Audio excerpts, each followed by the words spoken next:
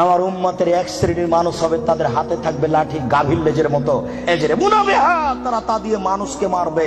এই ছেলে, তুমি ঢাকা বিশ্ববিদ্যালয়ে ভর্তি হয়েছো, তোমাকে দেখছি তুমি লাঠি নিয়ে ছুটে যাচ্ছ, তোমার আগে আগে কিছু লোক পালিয়ে চলে যাচ্ছে, তোমার হাতে লাঠি কাপুরুষ। তুমি এখানে কি বিদ্যা শিক্ষা অর্জন করতে এসেছো? তুমি চোর, তুমি ডাকাত, তুমি শয়তান, তোমার ভিতরে এই বিদ্যা রয়েছে। তোমাকে যদি আমি মূর্খ প্রমাণ করতে না পারি, আমি জাতির সামনে বক্তব্য দেব না। তোমার হাতের কাল লাঠি, তুমি বলো। তুমি এসেছো চাঁপাইনবাবগঞ্জ থেকে পড়াশোনার জন্য, তোমার হাতে কেন লাঠি? কি দেখাতে চেয়েছো তুমি? বলো কি তুমি, তোমার হাতে কেন লাঠি? তুমি মানুষকে মারো দিন রাত, তোমাকে দেখতে পাচ্ছি পেপার পত্রিকায়।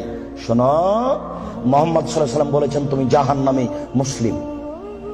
মুসলিম মানে আম গাছে জাম ধরতে পারে, ধরে না। অমাবস্যার রাতে চাঁদ উঠতে পারে, উঠে না।